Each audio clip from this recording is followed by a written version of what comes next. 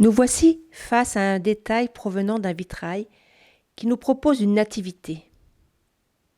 Le mot nativité vient du latin nativitas qui signifie naissance. Ce terme est utilisé dans l'art religieux pour désigner les représentations de la naissance de Jésus, que ce soit sous la forme d'une peinture, d'une sculpture, d'un vitrail ou d'une musique. Les images évoquant ce sujet ont à cœur de se rapprocher du récit qu'en ont fait saint Matthieu et saint Luc. Reprenant quelques versets de l'évangile de Luc, voici ce qui précède cette scène qui représente l'adoration des bergers. Des bergers qui vivaient dehors passaient la nuit dans les champs pour garder leurs troupeaux. Or, il y a plus de 2000 ans, au cours de cette nuit particulière que nous fêtons à Noël, poursuit saint Luc, l'ange du Seigneur se présenta devant eux et leur dit : « Ne craignez pas, car voici que je vous annonce une bonne nouvelle qui sera une grande joie pour tout le peuple. Aujourd'hui, dans la ville de David, vous est né un Sauveur, qui est le Christ, le Seigneur. Et voici le signe qui vous est donné. Vous trouverez un nouveau-né emmailloté et couché dans une mangeoire. » Lorsque les anges eurent quitté les bergers pour le ciel, ceux-ci se dirent entre eux : « Allons jusqu'à Bethléem pour voir ce qui est arrivé, l'événement que le Seigneur nous a fait connaître. » Et le texte de l'évangile de saint Luc nous précise qu'ils se hâtèrent d'y aller. Le vitrail nous propose de contempler cette rencontre entre les bergers et la Sainte Famille. Comme dans l'Évangile, la scène se passe de nuit. À l'arrière-plan, le ciel est sombre. Quelques points lumineux symbolisent les étoiles et l'on peut voir la silhouette de plusieurs maisons au loin, symbolisant la ville de Bethléem.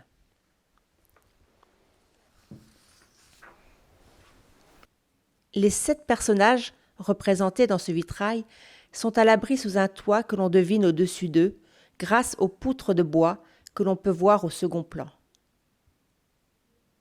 Les bergers, au nombre de 4, sont à droite de l'image. Regardez, tous les âges sont représentés, du plus vieux, au premier plan, au plus jeune, debout, derrière les 3 autres. On les sent attentifs, émerveillés, en adoration devant ce nouveau-né. Face à eux, Marie, Joseph et l'enfant Jésus sont tous les 3 auréolés. Un disque doré derrière leur tête fait ressortir leur visage. Les parents, Marie et Joseph, semblent sereins, attendris, absorbés.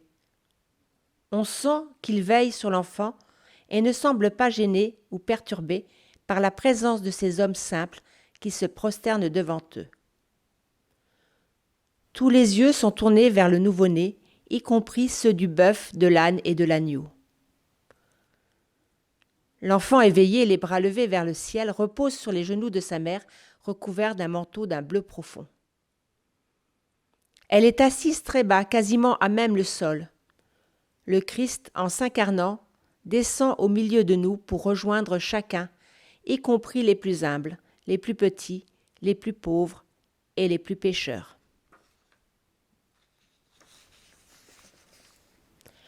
Joseph est debout, comme le plus jeune des bergers. Il domine tous les autres. Son visage est le seul à se situer dans la partie haute du vitrail. Il tient d'une main droite un bâton et a posé sa main gauche sur son cœur. Son visage et ses yeux sont baissés. L'on ressent toute l'humilité de cet homme et l'amour profond qu'il éprouve déjà pour son fils.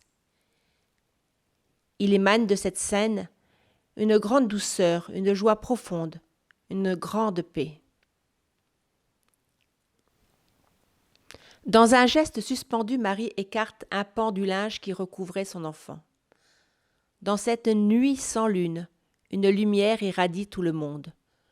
Le visage de l'enfant n'est d'ailleurs que lumière. La lumière qui émane de lui rejaillit sur tout le monde. Le linge blanc et le voile de Marie, ainsi que sa robe jaune or, resplendissent de cet éclat. Les visages de tous ceux qui l'entourent bénéficient de sa splendeur. Regardez maintenant la ligne qui prolonge celle que forme le linge blanc que tient la Vierge. Il part de l'enfant et rejoint l'agneau sur les épaules du jeune berger. Tout est ainsi évoqué dans cette image de l'avenir de cet enfant. Comme l'a dit l'ange au berger, aujourd'hui, dans la ville de David, vous est né un sauveur, qui est le Christ, le Seigneur. Un sauveur dont nous connaissons le destin, sa passion, sa mort et sa résurrection. Et c'est pourquoi nous pouvons dire que le linge blanc avec lequel la femme va recouvrir l'enfant préfigure déjà le linceul dans lequel son fils sera enveloppé le vendredi saint. L'agneau symbolise le Christ immolé, mais aussi le Christ vainqueur de la mort.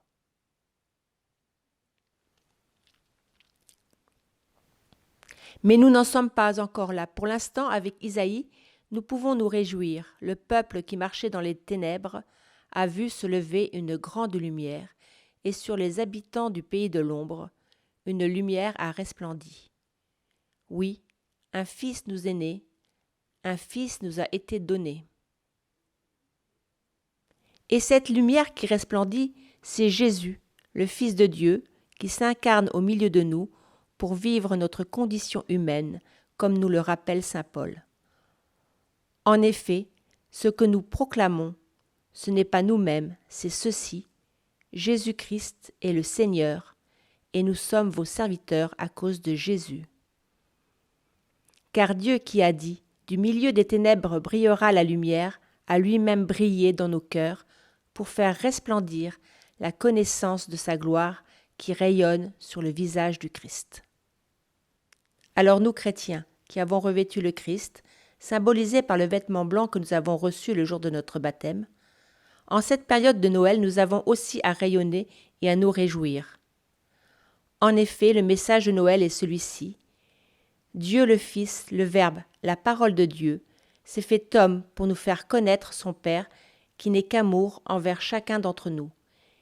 Et si nous rayonnons comme le Christ, alors soyons sûrs que cela illuminera tous ceux que nous croiserons sur notre route.